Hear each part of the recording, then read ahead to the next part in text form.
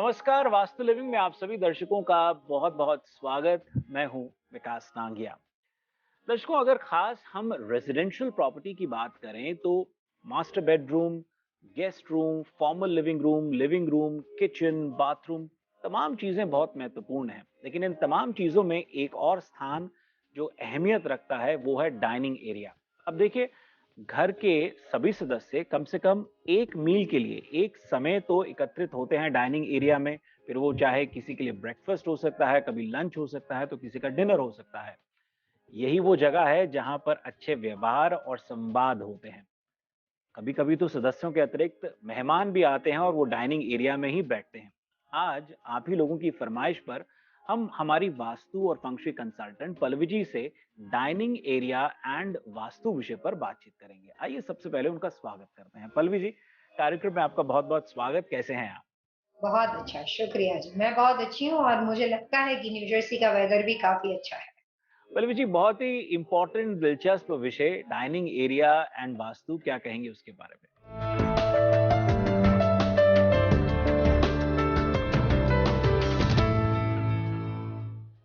वास्तुशास्त्र में kitchen position, खाना कैसे बनाना चाहिए, दिशाएँ क्या उपयुक्त है, बहुत सारी बातें हमने इस प्रोग्राम के माध्यम से की है। लेकिन डाइनिंग एरिया का वास्तु में इतना ही ज़्यादा महत्व है, जहाँ पे आप अपना लंच, डिनर या अपना ब्रेकफ़ास्ट करते हो। इंडिया वगैरह के अंदर अलग-अलग कंट्री वाइज़ डाइनिंग एरिया की वास्तु की जो टिप्स होती है, वास्तुशास्त्र के जो नियम होते हैं, वो बहुत ही डिफरेंट है।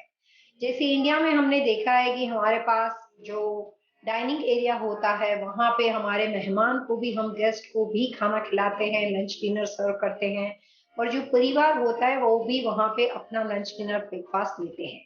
लेकिन कंस्ट्रक्शन स्ट्रक्चर के वाइज़ अमेरिका के हिसाब से, यूके के हिसाब से डाइनिंग एरिया में बहुत डिफरेंट डिफरेंट फ़र्क होता है। इस प्रोग्राम के माध्यम से हम ये समझेंगे कि वास्तु और मिथ्स डाइनिंग टेबल के बारे में लोगों के दिमाग में इंडियन वास्तु के हिसाब से एंड ग्लोबल वास्तु के हिसाब से मिसअंडरस्टैंडिंग क्या है और वास्तु शास्त्र के हिसाब से डाइनिंग एरिया का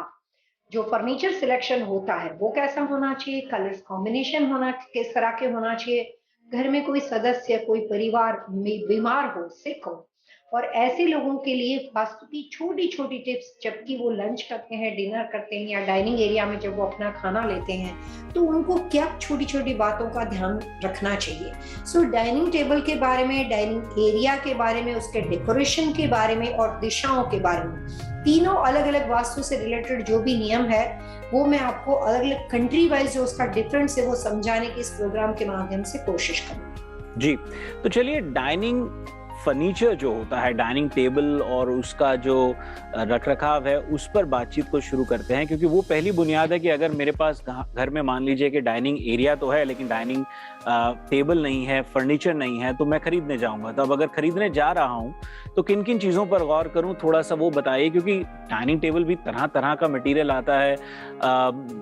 वुडन से लेकर के, ग्लास से लेकर के, और सबसे बड़ी बात, शेप्स उनकी बहुत अलग अलग होती हैं। कोई रेक्टेंगुलर होती हैं, कोई स्क्वायर होती हैं, कुछ हाई राइज डाइनिंग टेबल आती हैं आजकल, कोई ओवल शेप की भी होती हैं, तो कोई राउंड शेप में भी होता है। पल्लवी जी, उन सब चीज़ों के बारे में गाइड कीजिए। सबसे पहले जैसे हमारी ये जो सीरीज है वास्तु और मिथ्स की, उसके अंदर मैं ये बात जरूर कहना चाहूंगी कि काफी सारे लोग ऐसा सोचते हैं कि राउंड शेप का जो डाइनिंग टेबल होता है वो वास्तु शास्त्र में अलाउड नहीं है। तो एज अ वास्तु कंसल्टेंट मैं यहाँ पे ये कहना चाहूंगी कि मेरे इतने सालों की प्रैक्टिस में हमने बहुत बार राउंड डाइनिंग टेबल के फर्नीचर सिलेक्शन को क्लाइंट की अगर इच्छा होती है तो उसको वास्तु के हिसाब से खरीदने के लिए अलाउ किया है। उसका रीजन ये होता है कि जो वास्तु शास्त्र के अंदर राउंड शेप के डाइनिंग टेबल के बारे में बात की जाती है वो घर के नूक एरिया के बारे में नहीं की गई है। लेकिन कई बार जब इंडिया वगैरह के अंदर एक ही तरह का माहौल होता है, डाइनिंग स्पेस एक ही जगह पे होती है, तो वहाँ पे उनके पास मल्टीपल ऑप्शन ना होने की वजह से जहाँ पे जगह कम होती है वहाँ पे जो राउंड शेप के टेबल होते हैं वो ज्यादातर मीटिंग रूम में इस्तेमाल किए जाते हैं और इसीलिए वहाँ के जो इंडिया के वास्तु कंसल्टेंट है वो लोगों को कहते हैं कि राउंड शेप का डाइनिंग टेबल नहीं होना चाहिए। एज ए ग्लोबल वास्तु के हिसाब से अलग अलग कंट्री में प्रैक्टिस करने के दौरान मेरा ये एक्सपीरियंस है कि अमेरिका, यूके, जो अलग अलग तरह के एडवांस कंट्री में जो कंस्ट्रक्शन स्ट्रक्चर बनता है उसमें एक होता है फॉर्मल डाइनिंग, दूसरा होता है नुक एरिया, जिसको आप ब्रेकफास्ट एरिया बोल सकते हो, जो बराबर किचन के करीब होता है। और तीसरा एक और भी एरिया लंच ब्रेकफास्ट के लिए सही माना जाता है, और वो है किचन का centre island table. Centre island counter हो सकता है, सेंटर आइलैंड टेबल हो सकता है। तो जो सेंटर आइलैंड काउंटर है उसके ऊपर छोटे छोटे बार स्टूल रखकर लोग कई बार अपना चाय, कॉफी, नाश्ता या ब्रेकफास्ट करते हैं। ये सारे एडवांस कंट्री के अंदर इस तरह का स्ट्रक्चर बना हुआ है। आजकल बॉम्बे, दिल्ली के अंदर जो नए स्मार्ट हाउस बन रहे हैं उनके अंदर सिमिलर कॉन्सेप्ट शुरू हो गया है। तो काफी सारे लोग मुझे ये बोलते हैं कि हमने यहाँ से यूएस से इंडिया में जब कंसल्टेशन करवाया तो उन्होंने कहा कि अगर आपकी तबीयत अच्छी नहीं है, आप बीमार हो गए हो, क्योंकि आप अपना जो किचन का जो सेंटर आइलैंड है वहां पे बैठ के बार स्टूल पे खाना खाते हो। बार स्टूल पे ये नहीं करना चाहिए, बार स्टूल पे वो नहीं करना चाहिए। एज अ वास्तु कंसल्टेंट होने के नाते मैं आपको ये बता दूं कि बार स्टूल जो होते हैं वो एक छोटी सी बैठने की सीटिंग अरेंजमेंट होती है, क्योंकि जो किचन के पास का सेंटर आइलैंड होता है वहां पे ऐसा एक पूरे परिवार के लोग साथ में बैठ के अलग अलग तरह के उनकी कंफर्ट लेवल के हिसाब से किचन के नजदीक होने की वजह से वहाँ पे बैठने का अरेंजमेंट जो होता है वो छोटा सा होता है। इसीलिए वहाँ पे ज्यादातर बार स्टूल का इस्तेमाल किया जाता है और वहाँ पे बार सिटिंग अरेंजमेंट का इस्तेमाल किया जाता है। वास्तु शास्त्र के हिसाब से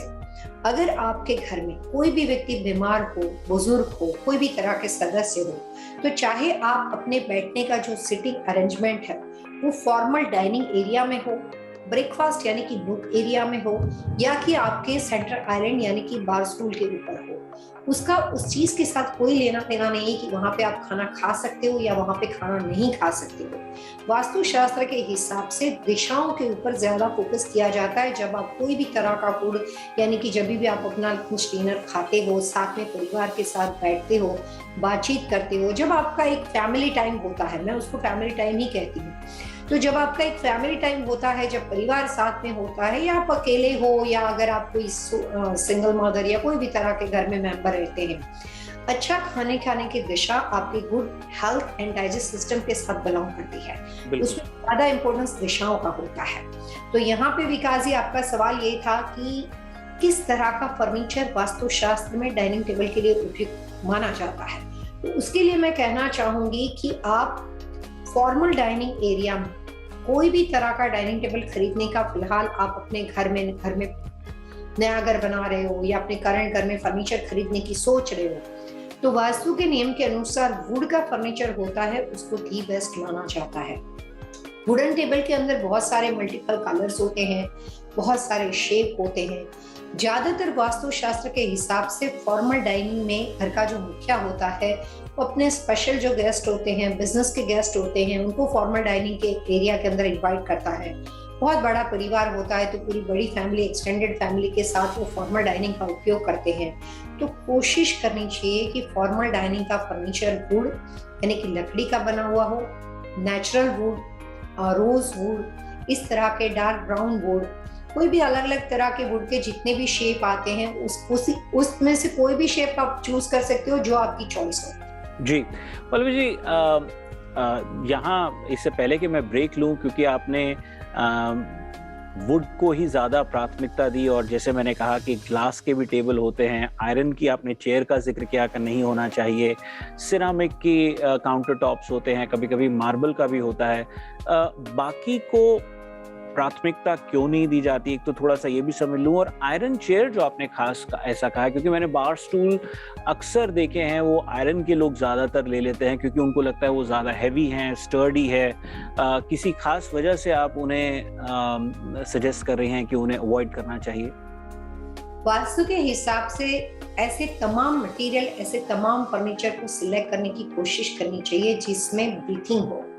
जैसे लकड़ी की कोई चीज के अंदर कभी भी रेन या वेदर इश्यू के उसके ऊपर इफेक्ट तुरंत आते हैं, क्योंकि लकड़ी जो होती है वो लाइव एलिमेंट के अंदर आती है, उसमें ब्रीथिंग सिस्टम होती है। मेटल जो होता है वो इस तरह का मटेरियल होता है जो वास्तु के अंदर सिर्फ आप अपने चेयर के लेग्स के लिए इस्तेमाल कर सकते हो। अच्छी गुड हेल्थ के लिए जितना हो सके उतना वुड के आसपास घर के अंदर आपका वुडन फ्लोर होता है, घर के अंदर खाने पीने का जो भी अरेंजमेंट, डाइनिंग टेबल का सिलेक्शन होता है वो जितना हो सके उतना वुड का होता है, उसको सही माना जाता है। इवन आप ग्लास के साथ वुड का फर्नीचर भी सिलेक्ट कर सकते हो।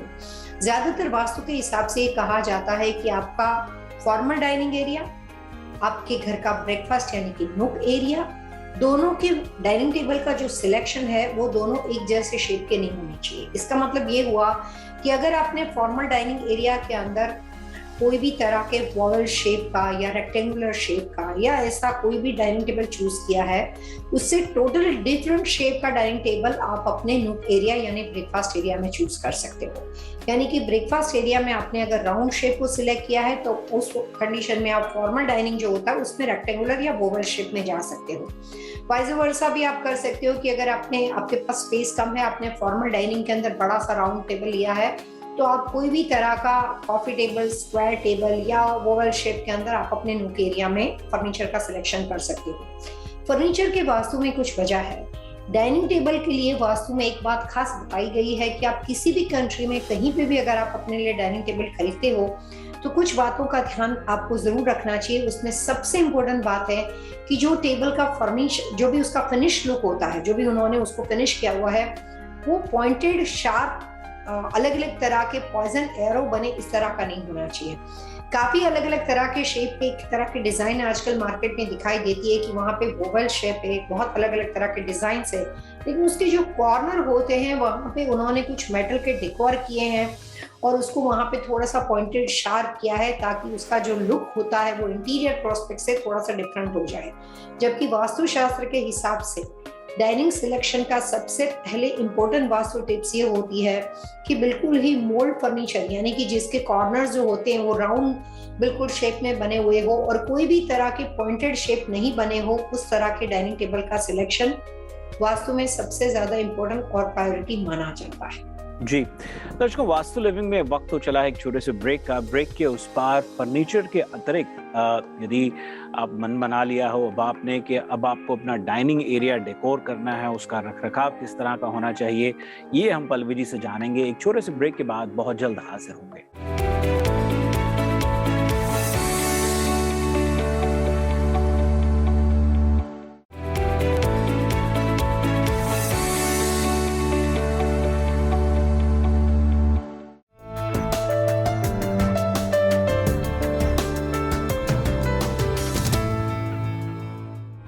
अक्सर डाइनिंग टेबल के ऊपर जब लोग बैठते हैं तो वहाँ बहस होनी शुरू हो जाती है।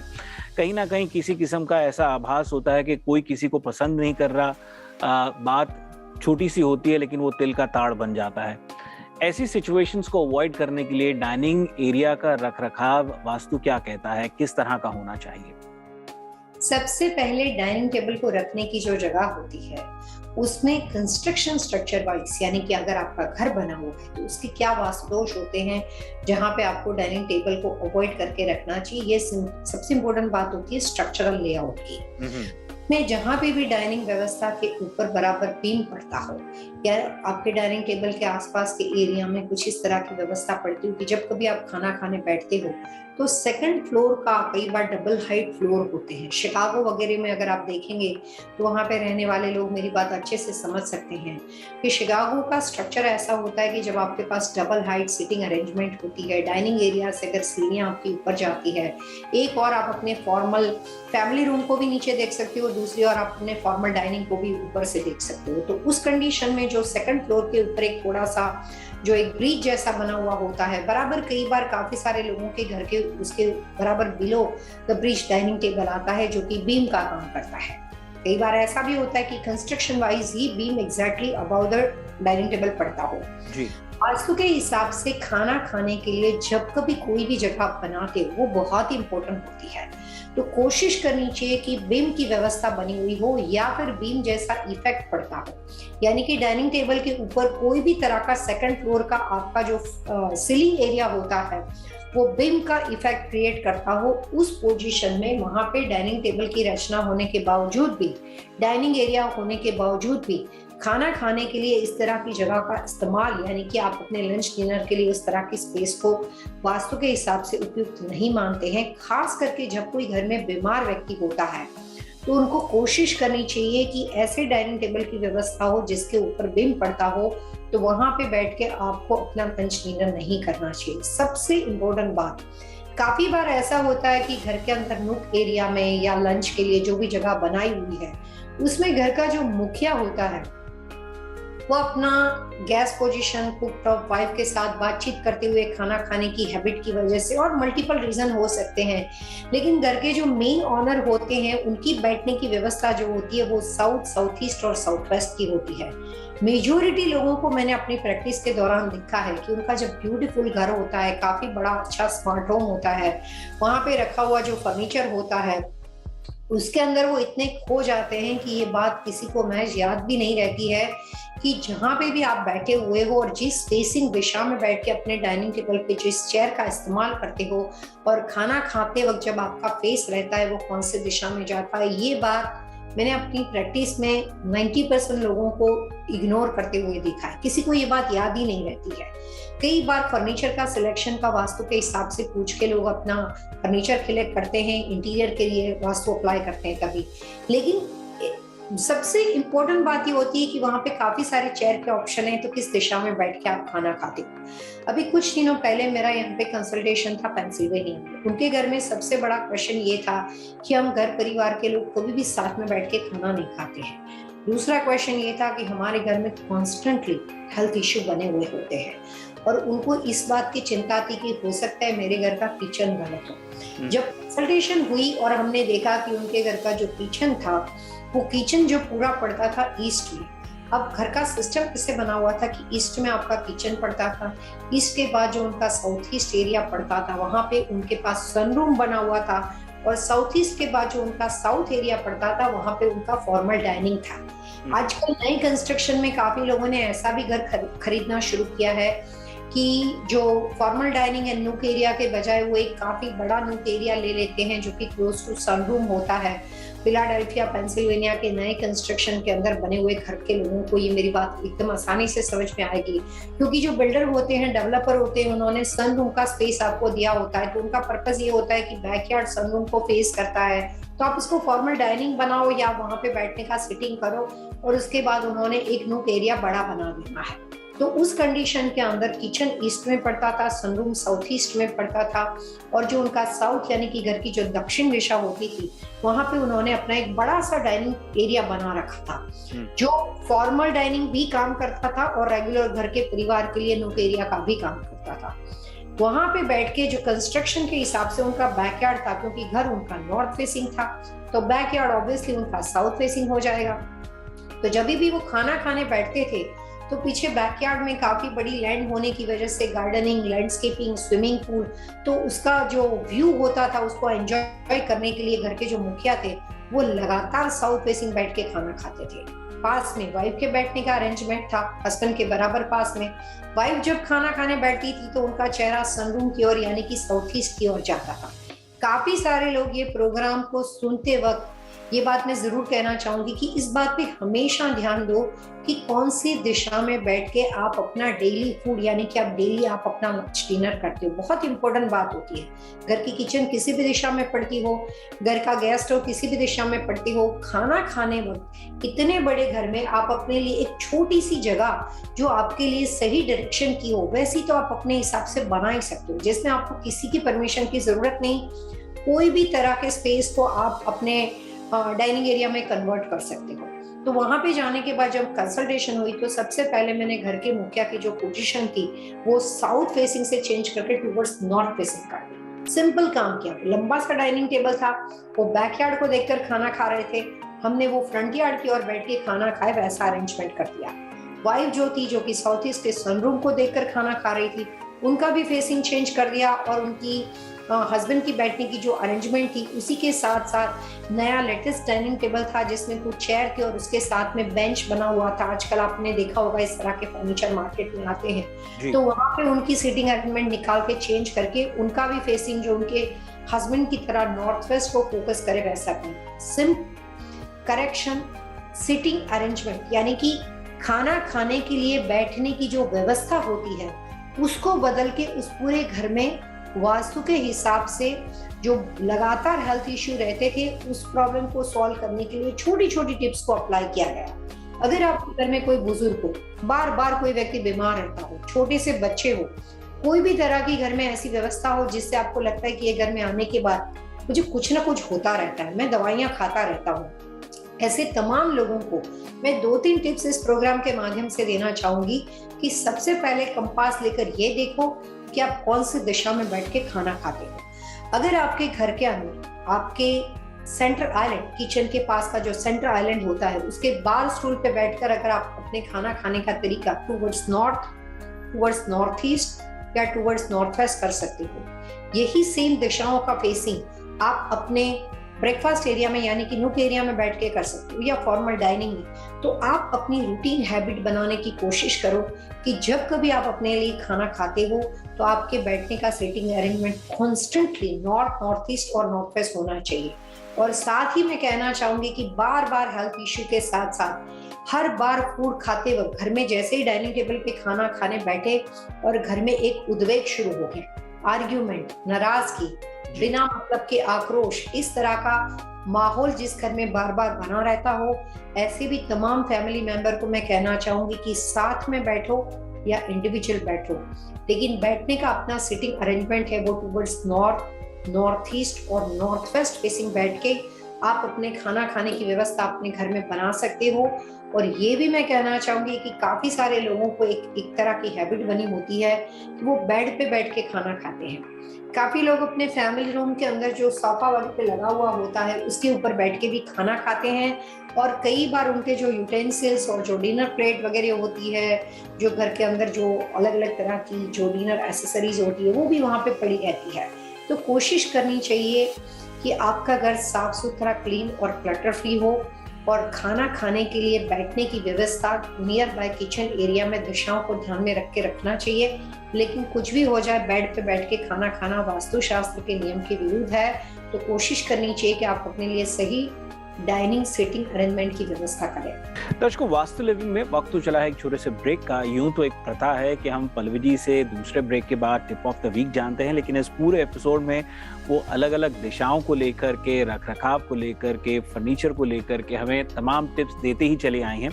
तो समय के अभाव के कारण एक दो सवाल उनसे और करेंगे और फिर इस विषय को समेटेंगे। एक छोटे से ब्रेक के बाद हम बहुत जल्द हाजिर होंगे।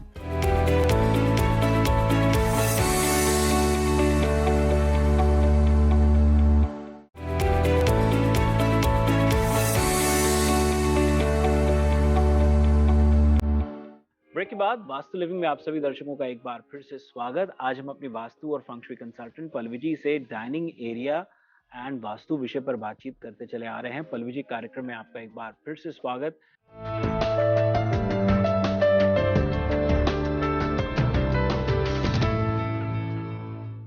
पल्लवी जी, मैंने नोट किया है कि डाइनिंग एरिया के इर्द गिर्द ही लोग बाग एक मंदिर का भी प्रोविजन, क्योंकि काफी सारे कैबिनेट्स होते हैं, क्लोजेट्स होते हैं, तो डाइनिंग एरिया के पास ही या किचन में या डाइनिंग एरिया में वो मंदिर का भी स्थापित कर देते हैं। अब डाइनिंग एरिया तो जाहिर है ऐसा एरिया है, और किचन भी एक ऐसा एरिया है कि जहाँ पे वेज नॉन वेज सब तरह का खाना बनेगा। कभी कभी शुद्धता होगी, कभी नहीं होगी। उस लिहाज से क्या कहेंगे कि डाइनिंग एरिया में अगर हम बात करें, जिन जिन लोगों के मंदिर हैं, क्या गाइड करना चाहेंगे उन्हें? कई बार जगह की कमी की वजह से, कई बार वास्तु के छोटे छोटे प्रोग्राम को सुन के सही दिशा में भगवान का मंदिर रखने के लिए इस तरह की व्यवस्था हो जाती है जो वहां पे ऑलरेडी बने हुए स्ट्रक्चर के साथ वो चीजें मैच नहीं करती है। अभी किसी ने कुछ दिनों पहले मैंने फ्लोरिडा में किसी ने एरिया पे एक कंसल्टेशन किया था। उनका जो डाइनिंग एरिया था वो ईस्ट यानी पूर्व दिशा में था, और वो क्लाइंट के घर का जो भगवान का मंदिर था वो उनके मास्टर बेडरूम में, पति पत्नी के बेडरूम में रखा हुआ था। ऑब्वियसली वास्तुशास्त्र के हिसाब से दिशा कितनी भी सही क्यों ना हो, लेकिन कोई भी बच्चों के कमरे में, बुजुर्गों के कमरे में, मास्टर बेडरूम के पति पत्नी के कमरे में भगवान का मंदिर वास्तु के नियम के अनुसार सही नहीं माना जाता। तो उसी मंदिर को वहां से जब उसको रीअरेंज करने की बारी आई तो हमारे पास पूरे घर में कोई स्पेस नहीं थी, और दिशा के हिसाब से घर का फॉर्मल डाइनिंग ऐसा पड़ता था जो कि नुक भी था और सब कुछ कंबाइंड था, लेकिन एक ही ब्रेकफास्ट एरिया पड़ता था जिसको आप फॉर्मल डाइनिंग भी कह सकते थे और नुक एरिया भी बोल सकते थे। तो मंदिर को वहां पे रखने की जरूरत पड़ गई। अब इस कंडीशन में जिससे, जैसे अभी आपने सवाल पूछा कि काफी सारे लोगों में डाइनिंग एरिया और भगवान का मंदिर साथ में होता है, वहां पे ऐसा अरेंजमेंट हो कि आप अपने गेस्ट को भी फूड के लिए इनवाइट करते हो और आपका रेगुलर खाना होता है, तो इस कंडीशन के अंदर भगवान का मंदिर के जो भी अलग-अलग तरह के डिसिप्लिन होते हैं, वो फॉलो करने मुश्किल हो जाते हैं। एज़ अ वास्तु कंसल्टेंट होने के नाते दोनों चीज़ एक जगह पे फिक्स करने से पहले हमने जहाँ पे मंदिर के लिए व्यवस्था की थी, उसको ज़मीन से ऊपर यानी कि एक छोटा-सा टेबल रखकर वहाँ पे मंदिर की स्थापना की गई और उसी के साथ-साथ फॉर्मल डाइनिंग, क्योंकि स्पेस थोड़ी काफ़ी ज़्यादा अच्छी थी, हमारे पास इनफ स्पेस थी, तो आप एक छोटा-सा स्क्रीन रखकर मंदिर को फ्लेक्सिबल एक पार्टीशन वॉल जैसा कर दिया कि जब कभी आप पूजा करते हो, तब जाके आप उस स्क्रीन को ओपन करके प्रेयर कर सकते हो और बाद में आप उसको स्क्रीन से कवर कर सकते हो। तो दिन भर जब आप अपने गेस्ट को सर्व करते हो, कई बार डाइनिंग एरिया में कुछ लोग खा सकते हैं, गेस्ट को ड्रिंक वगैरह भी ऑफर करते हैं और उस कंडीशन में मंदिर है तो भगवान के मंदिर का डिसिप्लिन भी बना रहता है और आप अपने लिए जो परिवार के साथ एंजॉय करना चाहते हो, अपने गेस्ट को जो आप अटेंड करना चाहते हो, वो भी चीजें कर सकते हो। तो डाइनिंग और प्रेयर व्यवस्था किसी भी वजह से एक साथ जुड़ जाती है तो आपको दोनों के बीच में एक पार्टीशन वॉल, कोई भी तरह के ग्लास ब्रिक से पार्टीशन या फिर आप सिंपल ऑर्डिनरी स्क्रीन को रखकर उसको डिवाइड कर सकते हो। उसके अलावा अगर वो दोनों ओपन स्पेस में होते हैं तो वो जाने अनजाने में वास्तु दोष की निशानी बन जाती है। दर्शकों, वास्तु लिविंग के आज के एपिसोड में इतना ही। यदि आज के विषय से संबंधित आपके मन में कोई सवाल है, सुझाव है, आप चाहते हैं कि हम पल्लवी जी से अन्य किसी विषय पर बातचीत करें, तो आप हमें लिख सकते हैं vastu@tvasiausa.com पर। That's VAASTU@tvasiausa.com। और पल्लवी जी से सीधा संपर्क करने का सरल आसान तरीका है pallavichellawada.com। पल्लवी जी, अगले अंक तक के लिए आइए दर्शकों से मिलकर के आज्ञा लेते हैं। Wish you all happy vastu living.